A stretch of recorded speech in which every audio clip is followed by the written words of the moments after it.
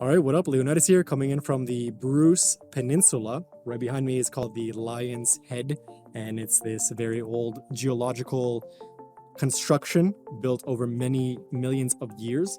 Ultimately, this is called an erratic glaciation. So basically, this was brought over from the North Pole using various glaciers over millions and millions of years of geological evolution.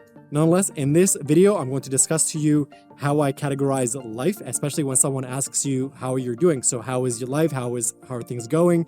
And this is perhaps in conversation with various people, whether they are friends, colleagues, or family.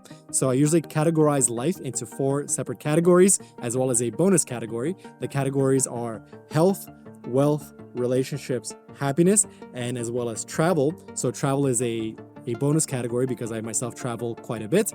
But to summarize, health, wealth, relationships, happiness. Health is the types of foods that you're eating, the types of fitness exercises that you're doing. For example, whether you're engaging in going to the gym quite often, whether you're going to exercise quite often, whether you're doing sports or physical activities such as hiking. So for example, this is a hike, it's part of the health category. As well as if you're engaged in things that are encouraging your mind to stay in a healthy position and into a healthy perspective. So for example, meditation is one of those things that are very essential for a healthy mind, as well as being introspective, as well as anything that could evolve your introspection as much as possible for you to become more self-aware, and being self-aware is part of maturity. So that all is summarized within the health category. So once again, it is the things that you eat, things that you consume inside your body.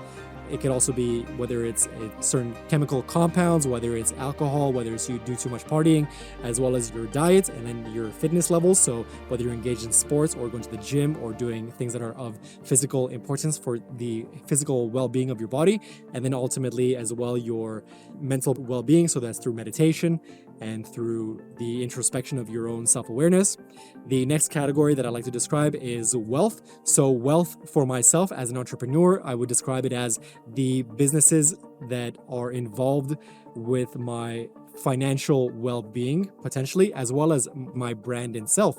So for example, I categorize it within business, investments, and then essentially even brand building. So businesses is any income that's coming in and going out, and that's associated with, let's say you're an entrepreneur, this is the money that you're getting from your various entrepreneurial endeavors, but it could also mean the income that you're getting from your company that you're working for. So let's say you're working for a corporation or a small business or a medium-sized business. These are the incomes that are essentially coming in and the incomes that are going out. So you also have to understand how much money is leaving your account as well. So you have to always maintain a good balance, and hopefully that balance is in the favor of accumulating more wealth as opposed to wealth leaving your accounts. And then as well, investments. So I typically have been investing quite heavily into stocks and a little bit of a crypto here and there as well. But for the most part, you want to have your money work for you as well. So whether it's stock investing, whether it's through real estate, whether it's through crypto investments. And then finally, this is part of the brand awareness. So I'm also trying to develop the brand, whether it's through social media such as Instagram or YouTube or Facebook, or brand development, but that's ultimately falls under the wealth category or financial establishment or the business itself. So while I do not generate anything from my personal brand, I don't generate a YouTube income from it because I don't need it. Nonetheless, it is part of that wealth category, but you will determine what is best to put under your wealth bubble. And then the third category is relationships. So under relationships, it is the relationships that you develop over time, whether it's through friends, colleagues, acquaintances, or family. So friends are the friends that you have within your circle that you're communicating with on a regular basis. These are the positive relationships that you accumulate, the negative relationships that you try to avoid or try to better over time.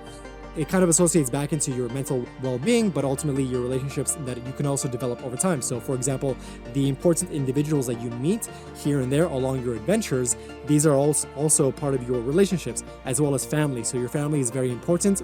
I mean, for most people, it's a very important asset of your relationship well-being, and hopefully you have positive relationships with your family, your friends, your colleagues, your acquaintances, and as well as the people that you have at work. So hopefully you're always maintaining a positive level of relationships, whether it's a little bit positive, whether it's always positive, and also you're always trying to meet positive individuals along the way.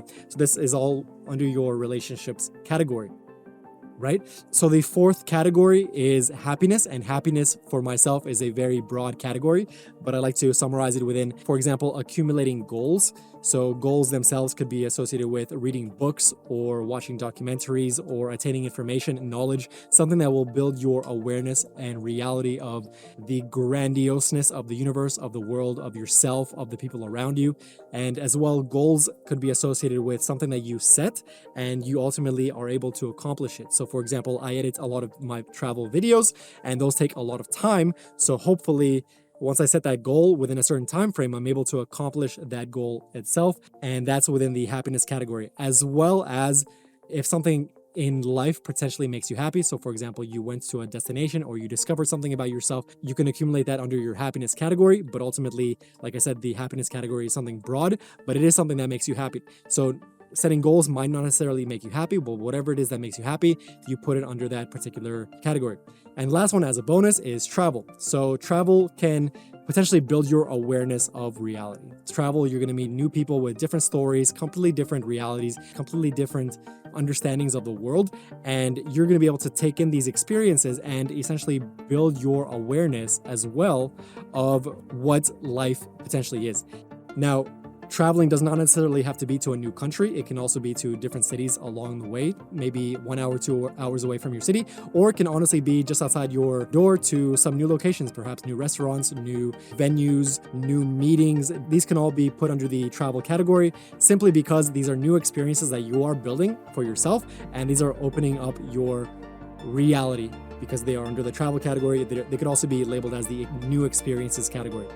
So once again, we have the health category, we have the wealth category, we have the relationships category, we have the happiness category, and then once again the travel category. So Leonidas coming in from the Bruce Peninsula. Salute.